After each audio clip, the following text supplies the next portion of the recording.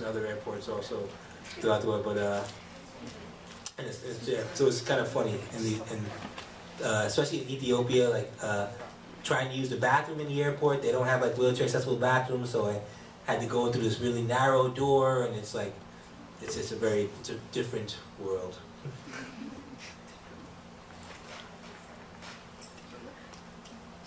Yes. A question, if there aren't any questions. So two things. I wanted to know what you are reading now or what you enjoy reading. And then you mentioned that you like to write fiction. So I was wondering if you could tell us a little bit about what you write. Sure thing, sure thing. So actually right now, I have been reading a lot of fiction because I'm working on a fictional novel. But I've also been reading, I've just recently read a memoir as a man named Christopher Hitchens, who I like his writing a lot. And he just recently died of cancer a year ago. But he wrote a book about, basically it's called Mortality. It's about how he dealt with learning that he had cancer. And basically, you know, he had a family, he had a wife and kids, and how he had to kind of let them know, you know, about the cancer. And basically, he made a decision to just not go into depression also. He wanted to face it head on. And he wrote basically until like his last week of being alive. He wrote about what he was experiencing going through chemotherapy, what it was like for him. So I read that recently. I've been reading a book also. I'm a very big fan of other people's stories. I read a book. It's called A Long Way Gone. It was about a young child soldier in Sierra Leone who, as a child, had to, in Africa, basically with all these cultural wars going on in Africa, he had to, as a child about my age, and younger than some of you, had to kill other soldiers. He was given a gun, given drugs, and basically taught how to kill other soldiers, whether they be children or adults as well, and how he came to live with that, and now that he's a young adult, how he has to kind of face the fact that he killed all these other people, and they put him on a lot of drugs to get him to basically be able to do this. It's a fascinating story about someone else's life, and it makes, sometimes I read these stories and I think, wow, I really haven't been through anything near as difficult as some of these other people I'm reading about have been through. So I read that story recently. I'm always touched though by, when I was teaching, I had to read Richard Wright's Black Boy again because I was teaching that, and I love that story so much. It's a story about a young black kid growing up in the Jim Crow South who has a very difficult time because he's trying to get a job and he has a lot of respect for himself, but as a black person, other white people won't treat him with respect, and they constantly use the N-word with him, and they're constantly putting him down. And it's about his life growing up as a young boy in the Jim Crow South. So that's something I read recently. Fiction-wise, what I'm reading right now, I'm actually reading Nadine Gordimer. She's a South African writer. She wrote about apartheid a lot in South Africa and told stories about apartheid. It's a very interesting story about a black family and a white family living together under apartheid who are struggling under it. What else have I read recently?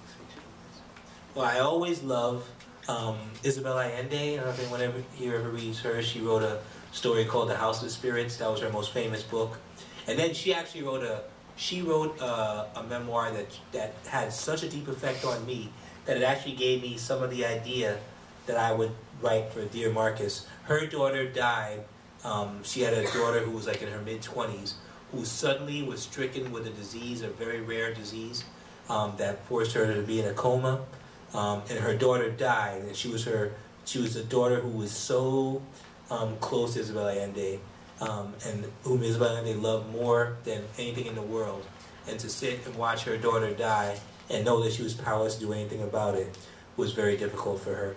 But what she did was, while her daughter was in a coma, she started to write her daughter letters and addressed them to her daughter, telling her daughter about how much she loved her, and starting to share stories about their life together. And it was called Paula, and it was all letters to her daughter. And actually, she's the one who made me think, wow, what if I wrote this as a letter to this guy who shot me, who I'll never meet? So I was actually very inspired by her. So I will read almost anything that Isabel Allende ever puts out. She's a Chilean writer who I just love her style. That's what I'm reading right now. And then can you tell us a little bit about the fiction that you write? The fiction that I write. Okay, so great. So I'm working on 2 fictional projects right now. One is a group of short stories about a black family, modern black family growing up in the East Coast, kind of an upper middle class black family. I've always been one to try to write short stories. I've never tried it before. I always write these long things. And so I'm writing it about each member of the family. It's a big family of brothers and sisters and a father. It's kind of actually inspired by J.D. Salinger's 9 Stories. I don't know if anyone here, do you guys read Catherine the Rye here, or any J.D. Salinger or anything? He wrote a story, 9 Stories, about a family growing up in the East Coast. So I'm doing the black version of it, I call it. There's that, and I'm also writing a story. I want to write stories about people with disabilities a lot of times, because I feel like people with disabilities never get to have their stories told very often, or if they do, it's always kind of like a very soap opera-ish way where the person with disability is like a hero or something. And I want to tell stories about people with disabilities. And also, I thought about this whole idea of forgiveness. And so I'm actually working on a story now about a woman in a wheelchair who gets hit in a car accident and never meets the person who hit her. But the guy who did it lives with this guilt. And he comes into her life years later and doesn't let her know that she's what their connection is, but comes to start to have a friendship with her, who she's now paralyzed herself. And that's just a story, and I'm trying to do with all these themes of like forgiveness, because eventually she will learn, and she'll have to make a decision. Do I forgive this guy who's now a good friend of mine or not?